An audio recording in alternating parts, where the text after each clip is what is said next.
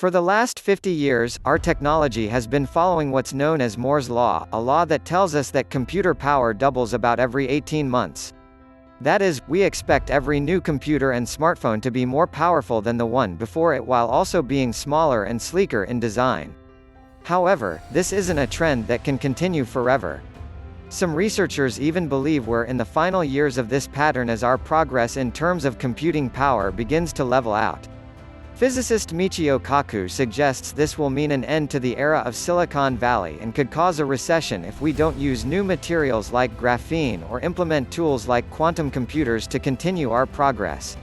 Before we get into quantum computing, here's a brief overview of how ordinary computers work. Computer chips are made of basic modules which are made of logic gates which are, in turn, a combination of transistors. This is what the entire computer is, a series of simple steps coming together to create more complex processes. Transistors are electrical switches that work just like a light bulb switch.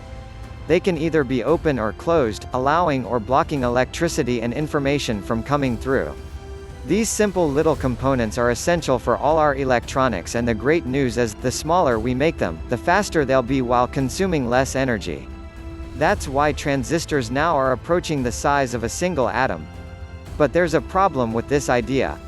The billions of transistors in your laptop and smartphone today are about 14 nanometers or smaller. To get an idea of how small this is, the width of a single strand of your hair is about 100,000 nanometers, a number that's already very compact and impressive.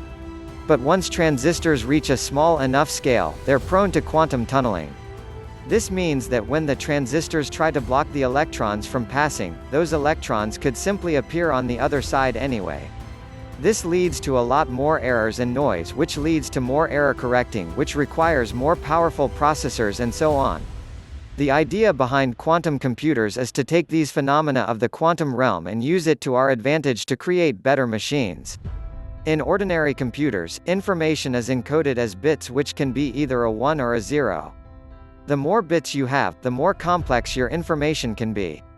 These ones and zeros could come from a computer flipping the voltage in a circuit on or off. Instead of using bits, quantum computers use qubits, quantum bits which can be made using a photon, an electron, or a nucleus that can be in a state of 1, 0, or a combination of the two. In what's known as superposition, qubits can be in between states.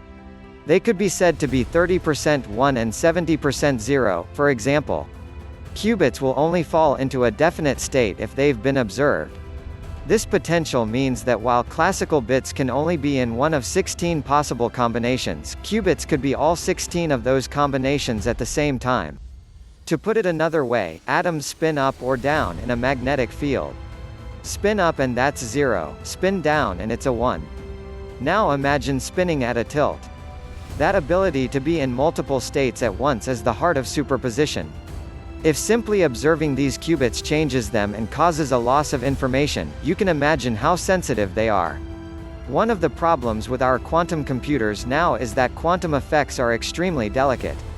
Heat, noise, and dust can all cause qubits to change their state of superposition so that they have to be shielded and run at very cold temperatures, sometimes only a few degrees warmer than absolute zero, -459.67 degrees Fahrenheit.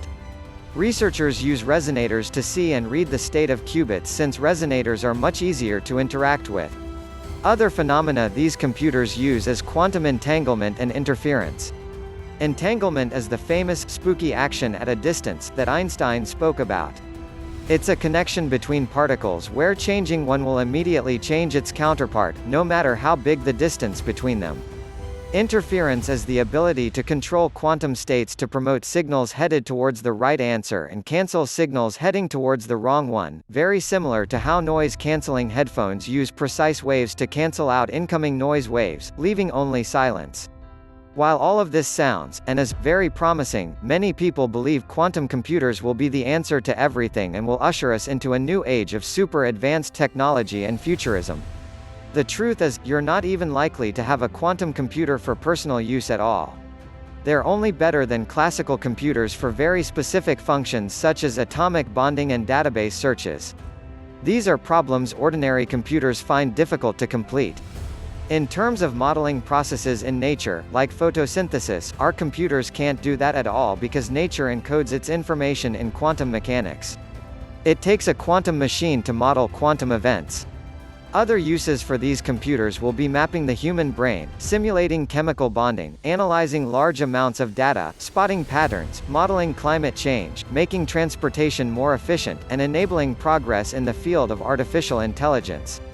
If a task required you to find one correct answer out of 100 million choices, an ordinary computer would go through 50 million steps to do so. A quantum computer would only go through 10,000. This is known as Grover's algorithm, and it's an example of what quantum machines could do better.